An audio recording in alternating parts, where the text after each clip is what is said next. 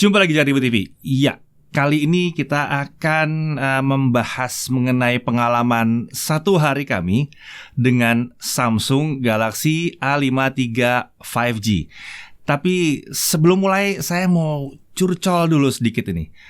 Dari yang kita perhatikan dalam 2 bulan terakhir ini, smartphone di kelas menengah ke bawah yang diluncurkan selalu hadir dengan membawa sedikit kayaknya agak kurang pas, nggak beda lah sama sebelum-sebelumnya.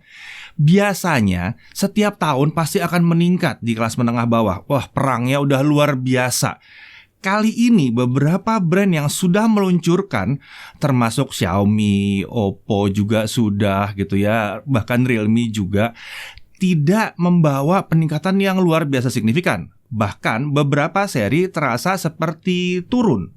Atau bahkan ada yang ada peningkatan tapi harganya yang naik. Nah, setelah kami cek-cek, kelihatannya ini terjadi akibat kelangkaan chipset. Salah satunya adalah akibat kelangkaan chipset. Kenapa baru sekarang? Kenapa tahun lalu nggak terjadi? Nah, ini yang menarik.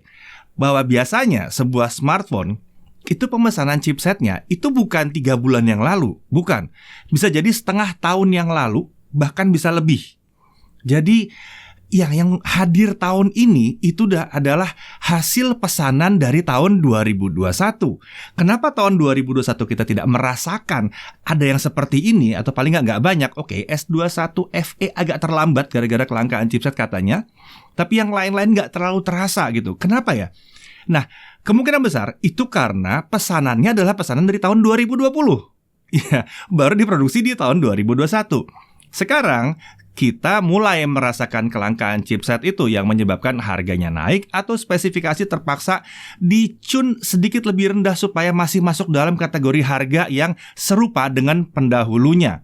Ya, yang satu ini juga nggak lepas dari masalah yang sama. Oke, mari kita mulai aja pengalaman satu hari bersama Samsung Galaxy A53. Oh, bukan, ini bukan. Yang ini yang A53 5G. Ini A52s 5G. Oke, Samsung A53 5G. Di sini ada 2 kotak ya. Ada A52 sama ada A52s dengan A53 5G. Kita bisa lihat perbedaan utamanya adalah lihat ukuran kotaknya. Sudah berubah ya. Ini yang A52 5G, ini yang A53. Berarti ada yang dikurangi. Nanti kita bahas apa yang dikurangi dari si A52s 5G ke A53s 5G yang satu ini. Ya, di bulan Maret 2022 ini Samsung mengumumkan adanya Galaxy A33 dan Galaxy A53 untuk Indonesia. Tentunya dua-duanya 5G. Iya, A33 juga 5G. Tadi kita mau review yang A33, tapi ternyata yang hadir duluan di tangan kami adalah yang A53 5G. Yang A33 belum ada sayangnya ya. Oh, kalau ada yang nanya, A73-nya ada nggak? Harusnya ada, tapi ya ditunggu dulu. Pertama adalah A33 dan A533 dulu ya. Nah, supaya persepsinya nggak terlalu salah, kami melihat yang satu ini, A53 5G, sebagai penerus dari A52 yang hadir 1 tahun sebelumnya. Kami agak susah melihat ini sebagai penerus A52s yang beberapa bulan sebelumnya diluncurkan. Jadi kayaknya lebih enak untuk dilihat seperti itu.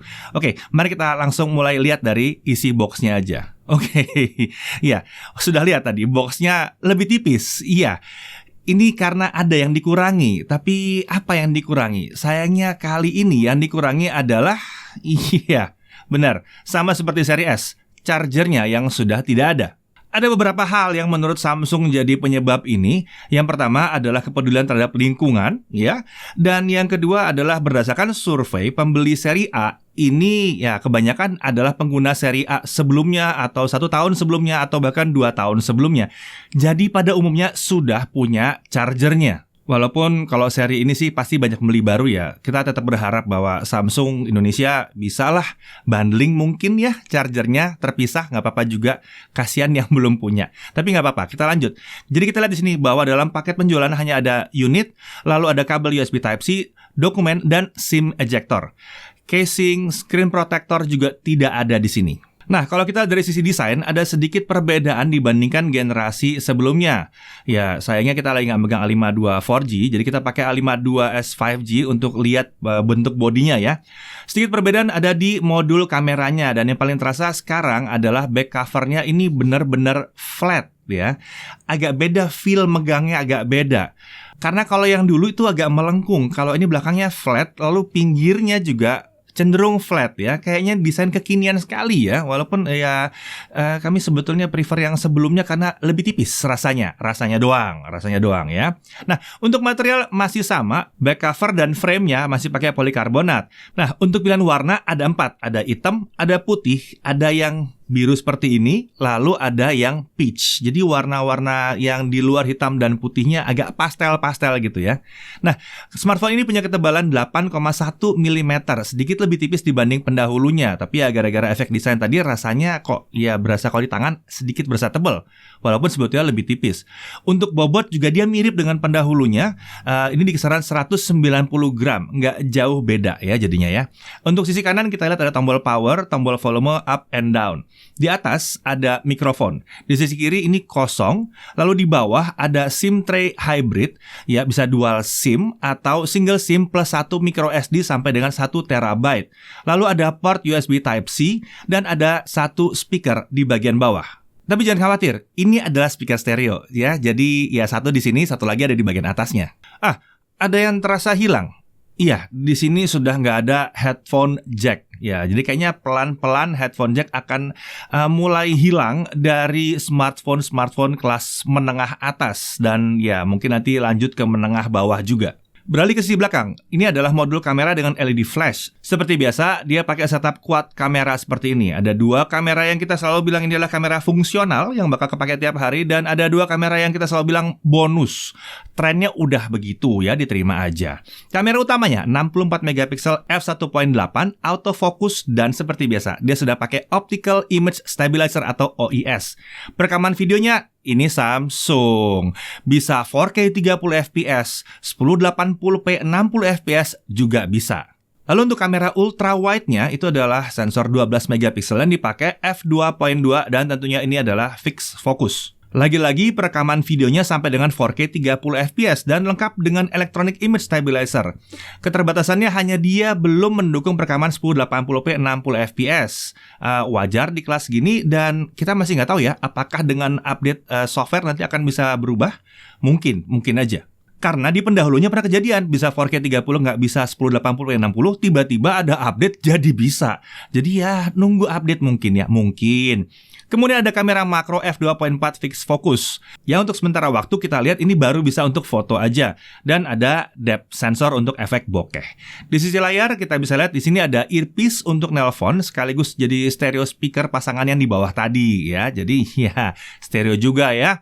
Nah, di sini ada kamera selfie 32 megapiksel f2.2 fixed focus dengan perekaman video sampai dengan bukan 1080p tapi 4K 30 fps dan juga bisa 1080p 60 fps. Ini barang langka ya. Ini langka di kelas harganya yang bisa depan belakang 4K 30 dan 1080p 60. Nah, untuk layar, ini adalah layar 6,5 inci Infinity O display. Resolusinya Full HD Plus dan adalah panel Super AMOLED. Layar ini flat banget ya. Refresh rate-nya sampai dengan 120 Hz. Sayangnya kelihatannya ini belum versi adaptif. Jadi kalau 120 Hz ya dia akan jalan 120 terus. Layar ini dilapisi dengan Corning Gorilla Glass 5. Brightness-nya diklaim bisa mencapai 800 nits. Untuk fingerprint sensor tentunya ada di sini ya, under display. Dan always on display juga ya seperti biasa tersedia. Di body nggak ada LED notifikasi, tapi seperti biasa dia punya fitur edge lighting sebagai penggantinya. Satu hal yang jadi nilai jual yang oke banget di A53 5G dibandingkan kompetitornya adalah bodinya punya sertifikasi bukan IP53 tapi IP67. Jadi tahan debu dan tahan airnya, bahkan dia bisa nyemplung ke air bersih dengan kedalaman sampai 1 meter untuk durasi selama 30 menit. Bukan berarti ini memang dirancang untuk dioperasikan di bawah air.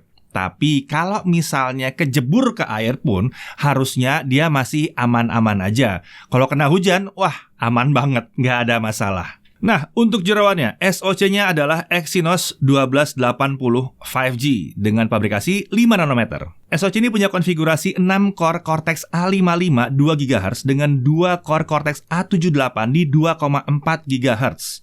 Untuk RAM, 8 GB dengan up to 8 GB RAM Plus atau virtual memory yang diambil dari storage. Ini kayaknya fitur yang lagi kekinian ya, walaupun ya kalau 8GB sih saya nggak mau nambah lagi, udah cukup lah 8GB, nggak usah diambil lah storage-nya ya. Nah, untuk storage akan ada varian 128GB dan 256GB. Unit yang kita pakai ini adalah yang versi 128GB. Nah, aplikasi bawaannya dari awal itu sudah sekitar makan 28GB. Jadi bersihnya sekitar 100GB lah ya. Nah, saat pertama dinyalakan kita juga akan ditawari untuk install aplikasi-aplikasi dari Samsung. Baiknya jangan langsung iya aja. Kalau misalnya memang nggak butuh, ya nggak perlu diinstal. Lebih hemat storage jadinya. Nah, untuk baterai ini juga sebuah kelebihan di sini karena baterainya jadi 5000 mAh, naik 500 mAh ya. Charging dia juga udah support 25 watt Samsung Fast Charging. Untuk konektivitasnya, ya tentunya namanya udah ada 5G-nya, jadi dia bisa 5G. Oke, 2G, 3G, 4G, 5G buat kalian yang mungkin nanya nanti apakah 2G, 3G-nya bisa ya. Yang jelas sampai dengan 5G. Untuk Wi-Fi, dia pakai Wi-Fi 5. Bluetooth sudah versi 5. NFC jelas ada di sini, Wi-Fi sharing ada di sini. Ya, kalau dia nanya apakah dia bisa display output, sayangnya di level ini belum diberikan. Kalau nyari display output, carilah Samsung seri S. Semurah-murahnya seri S tetap akan bisa display output. Nah, untuk sensor lengkap, accelerometer, gyro sensor, geomagnetic, Hall sensor, RGB light sensor, virtual proximity sensing itu ada semua di sini. Untuk security seperti kita bahas, dia ada fingerprint under display dan bisa face unlock juga, dan dia punya Samsung Knox. OS-nya ini adalah One UI 4.1 dengan Android 12. Nah, ini salah satu kelebihan dari Samsung ya, di mana sesuai dengan janjinya, ini akan dapat update paling nggak 3-4 tahun bahkan. Jadi, ya, ini memang dirancang untuk pemakaian jangka panjang. Kemudian, fitur-fitur khas Samsung itu jelas tersedia di One UI 4.1 ini, seperti separate app sound, link to Windows, Bixby, Edge Panel, dan lain-lain. Lengkap banget, kita udah pernah bahas ya, satu persatu sebelumnya. Oke, mari kita lanjut ke pengujian performa. Tapi perlu dicatat ya, bahwa ini adalah SoC yang sangat-sangat baru, dan ini adalah versi software pertamanya. Jadi masih ada kemungkinan pengujian ini akan bisa berubah. Kita mulai dari Antutu 8. Skornya adalah di kisaran 380 ribuan. Ya, kita pakai Antutu yang satu ini supaya bisa banding-banding dengan yang sebelum-sebelumnya ya. Lalu ada Antutu 9. Skornya ada di kisaran 430 ribuan. Lalu beralih ke Geekbench 5, single core di 747 dengan multi-core di 1343. GFX Bench 1080p Carches Offscreen di 23 fps. Untuk T-Rex Offscreen di 92 fps. Sementara itu 3D Mark Slingshot Extreme graphics score-nya ada di 3949. 3D Mark Wildlife Stress Test, kita lihat best loop-nya di 2293 dengan lowest loop-nya di 2276. Jadi, stability-nya ada di 99,3% kalau itu terkait dengan GPU-nya tentunya ya. Nah, kalau untuk CPU, throttling test-nya selama 30 menit hasilnya adalah 88%. Lagi-lagi hasil yang cukup oke sebenarnya. Dari benchmark sementara ini kita bisa lihat bahwa SoC yang digunakan ini memang di kelas menengah. Lagi-lagi harus diingatkan bahwa ini masih software tahap awal. Masih mungkin ada perubahan. Oke, kita langsung lihat kalau buat gaming seperti apa. Ya, kita pakai Genshin Impact. Settingnya tentunya kita taruh di lowest 60 aja ya. Hasilnya kalau kita traveling itu sekitar 25-30an FPS. Masih lumayan sih, masih lumayan playable di sini. Sayangnya pas battle memang akan drop frame rate-nya tentunya ya. Ya, memang ini mungkin belum begitu pas untuk saat ini. Lagi-lagi, siapa tahu kalau ada update jadi lebih bagus, kita belum tahu ya. Untuk PUBG Mobile. Nah, di sini juga kita lihat ya bahwa setting max-nya itu baru smooth high. Kita coba ya hasilnya 30 fps rata aja. Harusnya sih bisa lebih tinggi ya. Bisa banget lebih tinggi. Sayangnya kayaknya belum ada kerjasama yang baik atau mungkin gamenya belum kenal banget sama SoC-nya dan smartphone yang satu ini. Beralih ke Mobile Legends, setting graphics-nya di Ultra FPS di 60. Sayangnya belum dibuka opsi yang lebih tinggi. Kalau segini sih ya 60 FPS lancar terus nggak ada frame drop sama sekali. Keentengan. Lalu untuk Subway Surfer sayangnya juga dengan layar 120Hz dia masih nyangkut di 60 FPS aja. Jadi layar langsung turun ke 60Hz. Lagi-lagi, kayaknya terlalu baru untuk dikenal ya. Oke, untuk suhunya gimana? Ya, pada saat kita main Genshin Impact selama 30 menit dengan setting lowest 60 fps, kita lihat bahwa di layar ada di 31-37 derajat Celcius, sementara di punggung ada di 30-39 derajat Celcius. Ini sih adem ya, ini sih dingin banget. Sayang Genshin-nya kalau bisa digaskan sedikit lagi lebih seru harusnya nih. Oke, masuk ke pengujian baterai. Sementara kita lihat bahwa dengan main Genshin Impact 30 menit, lowest 60 fps, baterainya hanya turun di kisaran 8%. Nah, untuk charging ya, baterainya 5000 mAh dan kita pakai charger Samsung yang 25 watt. 0 sampai 50% membutuhkan waktu 30 menit, sementara untuk dari 0 sampai full dia butuh waktu 1 jam 19 menit. Sebuah hasil yang sangat-sangat wajar. Nah, sekarang mari kita nguji kameranya tapi bareng Chris ya.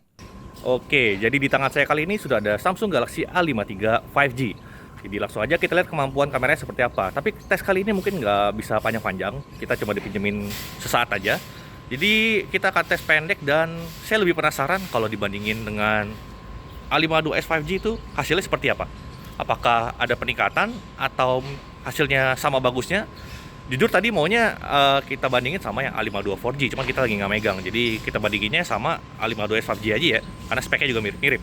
Oke, jadi di kanan saya ini sudah ada Samsung Galaxy A53 5G dan di kiri saya ini ada Samsung Galaxy A52s 5G. Jadi saya mau bandingin side by side seperti ini. Sekalian mungkin kita tes mikrofonnya kali ya. Nanti akan saya switch audionya, nanti saya akan kasih tanda mana yang dari Samsung Galaxy A53 5G, mana yang dari Samsung Galaxy A52s 5G. Apakah ada perbedaan dari suara mikrofonnya, mana yang lebih bagus atau mungkin sama bagusnya. Lalu ini saya lagi nyobain kamera utamanya di resolusi Full HD 30 fps juga. Videonya stabil ya. Menariknya kedua smartphone ini bisa pindah-pindah kamera saat lagi merekam ya. Misalnya ini saya langsung pindah ke kamera ultrawide ya. Nah, ini sembari merekam bisa, dan bisa sampai resolusi 4K 30. Ultrawide-nya stabil juga.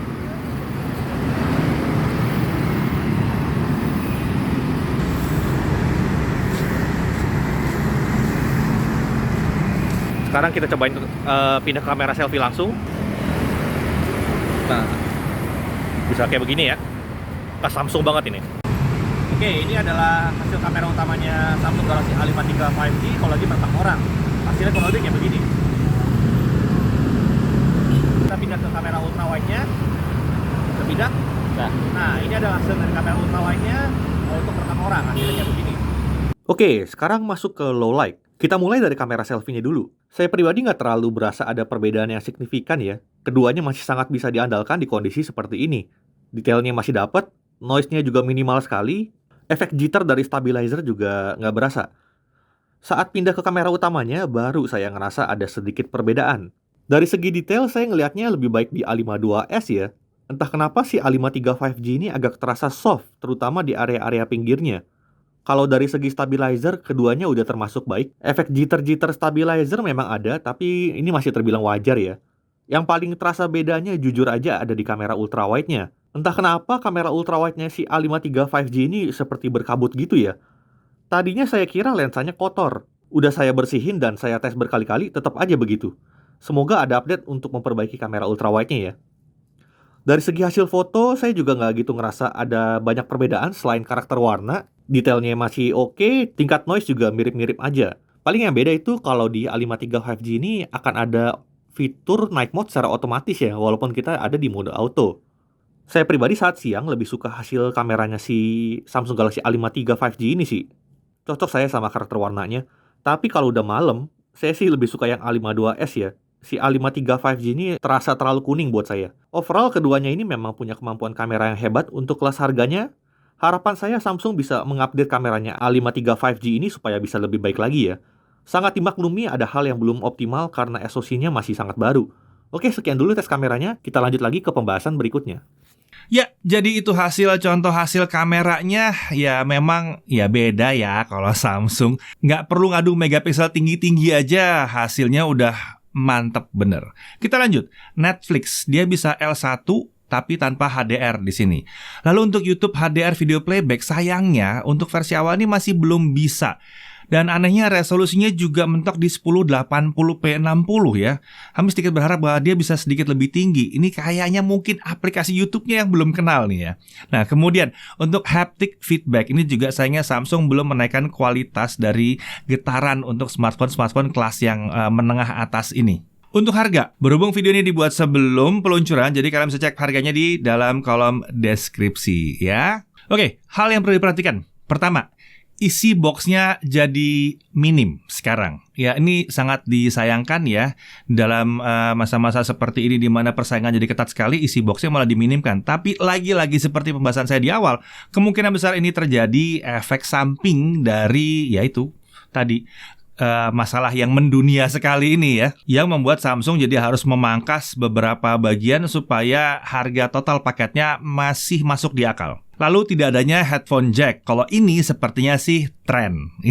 Ini tren yang berlaku sepertinya. Ya sudahlah, diterima aja trennya seperti itu. Banyak yang sudah menerima bahwa pakai TWS atau langsung pakai ke Type-C-nya aja. Kemudian performanya ini cukup kencang untuk mayoritas pengguna, tapi masih belum segila 778G. Kalau dibandingkan dengan 720G yang ada di A52 sih, ini udah ya peningkatan sebenarnya. Dari sisi kelebihannya tentunya IP67 ini susah untuk dilawan di kelas harga segini.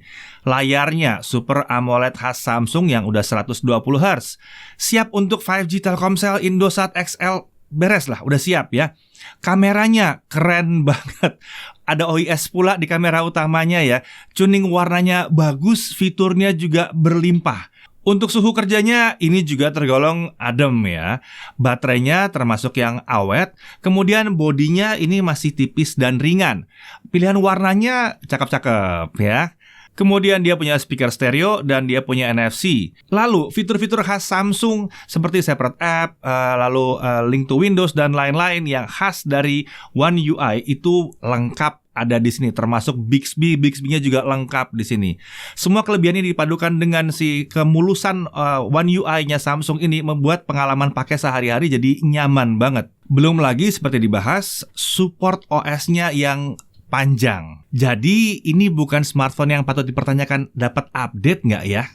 Masalahnya malah apakah kalian cukup kuat internetnya untuk ngupdate terus? Dan apakah setelah 4 tahun kalian masih akan pakai smartphone yang sama terus? Oke, jadi begitu ya kurang lebih review sehari terhadap si Samsung A53 5G. Apakah ini adalah smartphone yang menarik? Tulis di kolom komentar. Saya Didi Irfan, jaga DBTV.